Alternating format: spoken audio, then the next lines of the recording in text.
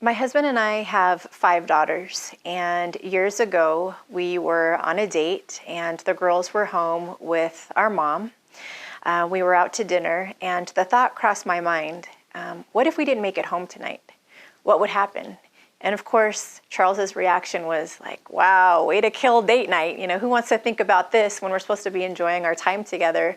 But it was a real question and something that I realized was not easily answered.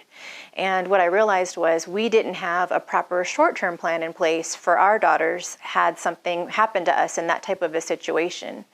What would have happened if we didn't make it home that night is the cops would have showed up to our house. They would see that they were there with our mom, who actually didn't have legal authority to be with our children. And because the authorities have to protect themselves from liability, they would take our daughters out of the home into Child Protective Services, into custody. And because we had 5, and we have 5 daughters, and they were all young at the time, they would be separated because it would be hard for one family to take in 5 children at one time. So they'd be separated in the care of strangers. And imagine just this happening on the most horrific day of their lives, being taken out of their home into the care of strangers, not knowing what's happening, was terrifying to me.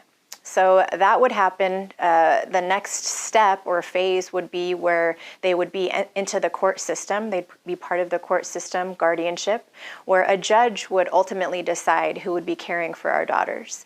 And we fortunately have a lot of family, including family here in Las Vegas.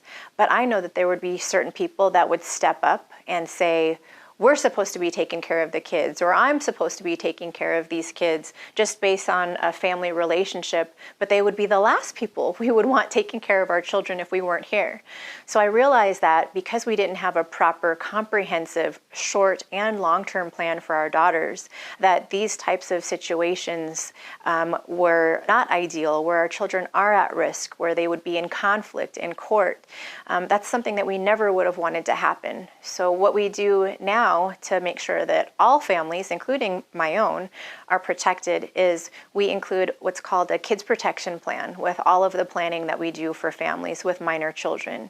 And the kids protection plan includes a short-term plan, a long-term plan, naming guardians in standalone separate documents, nominations, instructions to caregivers, so that everything is taken care of, all of the bases are covered, and our children are never at risk of being taken out of the home into the care of strangers or someone that we wouldn't choose.